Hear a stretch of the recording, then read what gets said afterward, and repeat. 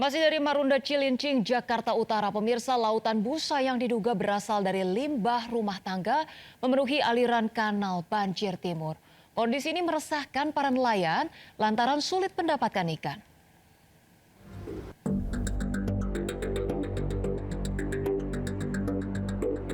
Hamparan busa memenuhi aliran kanal banjir timur Marunda Cilincing, Jakarta Utara. Fenomena ini muncul dari pintu air Wir 3 Marunda yang ujungnya berbatasan dengan laut. Keberadaan busa di Kali BKT membuat para nelayan resah. Busa diduga berasal dari limbah rumah tangga dan tidak menutup kemungkinan dari limbah industri. Semenjak muncul di permukaan, para nelayan harus melaut lebih jauh karena ikan sulit didapat. Dulu mah biasanya ya apa juga ada Pak, kayak udang, ikan-ikan. Ya pokoknya berkah lah sebelum ada BKT di sini gitu. Keluhan ke pemerintah tuh Sudah Pak, bahkan pun demo sudah dilakukan oleh nelayan, tapi kayaknya sampai sekarang nggak ada tanggapan. Busa biasanya muncul pada pagi hari dan saat pintu air dibuka. Para nelayan berharap keseriusan dari pemerintah agar busa yang diduga berasal dari limbah ini tidak muncul kembali. Dari Jakarta, Sofyan Firdaus, iNews melaporkan. Lalu bagaimana kondisi aliran kanal banjir timur Marunda Cilincing, Jakarta Utara sejak pagi hingga siang hari? Sudah ada Amrina Rida di kanal banjir timur Jakarta. Baik, selamat siang Amrina, apakah lautan busa masih mengepung kanal banjir timur? Silahkan dengan laporan Anda. Iya, Rosa dan juga pemirsa, saat ini kami memang berada tepat di depan pintu air kanal banjir timur, dan berdasarkan pantauan kami memang masih terlihat adanya hamparan busa yang menyelimuti sekitar kali. Juru kamera kami, Seto Pratama, akan memperlihatkan ini adalah situasi terkini di mana masih terlihat adanya busa-busa berwarna putih yang menutupi permukaan air di kali tepat di depan pintu air Wir 3 Marunda. Dan untuk busa ini pun juga warnanya cukup bervariasi karena ada yang berwarna coklat juga dikarenakan terkena ataupun juga sudah menyatu dengan adanya limbah-limbah sampah di sekitar kali ini. Berdasarkan penuturan warga, untuk busa-busa ini berasal dari limbah industri dan juga limbah rumah tangga. Dan dari warga sendiri tadi Rosa menyebutkan ataupun juga bercerita kepada saya, apabila memang situasi untuk busanya ini masih tebal ataupun juga cukup tebal, ini untuk busa-busa ini cukup meresahkan karena seringkali bertebaran hingga ke area jalan di sekitar kanal banjir timur dan mengganggu aktivitas mereka. Karena apabila busa-busa ini terkena kulit, maka akan menyebabkan kulit ini terasa gatal. Namun kalau memang kami berada langsung di lokasi, untuk busa-busa ini memang tidak menyebabkan ataupun juga tidak menimbulkan aroma yang menyengat ataupun juga aroma yang mengganggu. Selain warga ataupun juga masyarakat yang terdampak akibat busa ini adalah para nelayan, karena mereka harus melayar lebih jauh untuk mencari ikan, dan itu berdampak pada modal yang harus mereka keluarkan ini jauh lebih besar dibandingkan yang biasanya, Rosa. Tentunya ada harapan besar dari warga dan juga para nelayan agar fenomena hamparan busa limbah industri dan juga limbah rumah tangga ini bisa diselesaikan oleh pemerintah sehingga mereka bisa beraktivitas dengan normal kembali. Rosa, kembali ke Anda. Baik, terima kasih Amrina Rida melaporkan langsung dari Jakarta Utara. Selamat bertugas kembali. Diduga korsleting listrik, 2 rumah berlantai 2 di Taman Sari, Jakarta Barat ludes dilalap si jago merah. Api dipadamkan 1 jam kemudian setelah 7 unit mobil pemadam kebakaran diterjunkan ke lokasi.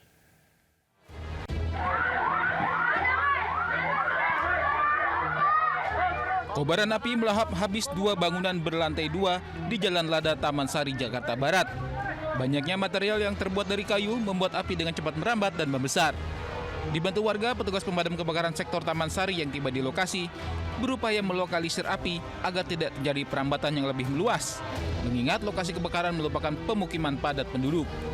Belum diketahui pasti penyebab dari kebakaran, namun diduga api berasal dari korsleting listrik dari salah satu rumah.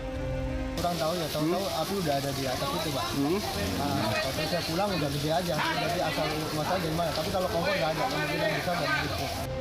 Tidak ada korban jiwa dalam peristiwa ini.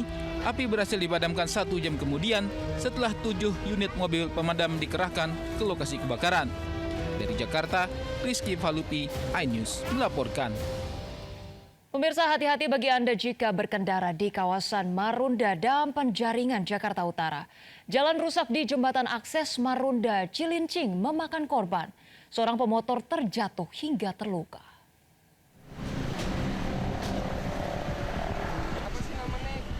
Pengendara sepeda motor ini terluka akibat kecelakaan di jembatan akses Marunda Cilincing, Jakarta Utara. Kecelakaan terjadi usai pengendara menghindari jalan rusak parah dan berlubang di kawasan ini. Tahu kenapa kok sekarang tambah besar. Nah, saya pun juga kaget, ngerem dadakan, terus di jalanan juga banyak kerikil, akhirnya ban nggak bisa itulah, ya akhirnya jatuh kantem. Kerusakan parah jalan Marunda akibat akses ini kerap dilintasi truk bertona seberat menuju Pelabuhan Tanjung Priuk, Jakarta Utara. Para pengendara harus ekstra hati-hati karena lengah sedikit nyawa jadi taruhannya. Tak hanya di Marunda, kerusakan jalan juga ditemukan di flyover Jembatan 3 Penjaringan, Jakarta Utara. Banyak keluhan pengguna jalan membuat anggota DPRD DKI Jakarta Hardianto turun tangan melakukan sidak ke lokasi. Usai sidak yang meminta Dinas Bina Marga Jakarta segera memperbaiki jalan rusak agar tidak terjadi korban jiwa. Dari Jakarta, tim Liputan iNews melaporkan. Baik pemirsa, eksekusi sebuah rumah di Surabaya, Jawa Timur ricuh. Aksi saling dorong terjadi antara polisi dan anggota ormas yang menghalangi proses eksekusi.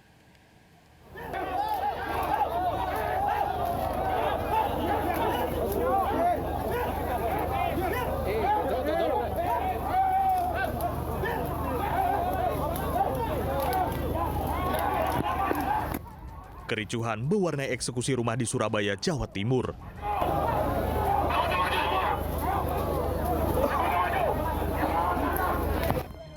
Aksi saling dorong terjadi antara aparat kepolisian dengan ratusan anggota ormas di lokasi eksekusi.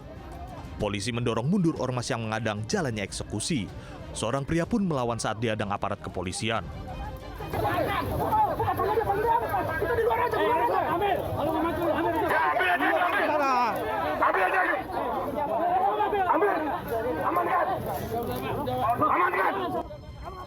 Meski sempat mendapat penolakan ormas, petugas jurusita dengan pengamanan aparat kepolisian berhasil melaksanakan eksekusi. Sengketa rumah ini terjadi antara pihak penghuni rumah bernama Trikumala Dewi selaku termohon eksekusi dengan Handoko Wibisono selaku pemohon eksekusi. Proses eksekusi rumah di Jalan Dr. Sutomo, Surabaya ini sempat tertunda 2 kali karena penghuni melawan dan menggandeng ormas. Dari Surabaya, Hari Tambayong, iNews melaporkan. Pemirsa, Bandung menjadi salah satu kota termacet di dunia mengalahkan Jakarta. Survei TomTom Traffic merilis bahwa Bandung menempati urutan ke-12 sebagai kota termacet di dunia, sementara Jakarta berada di peringkat ke-90. Survei di 62 negara berdasarkan waktu tempuh rata-rata serta tingkat kemacetan dalam jarak 10 km membutuhkan waktu hingga 34 menit 33 detik. Selama beberapa tahun terakhir, kota Bandung sudah beberapa kali masuk kota termacet di dunia. Menanggapi survei tersebut, Dinas Perhubungan Provinsi Jawa Barat akan memperbanyak transportasi umum agar masyarakat bisa mengurangi kebiasaan menggunakan kendaraan pribadi.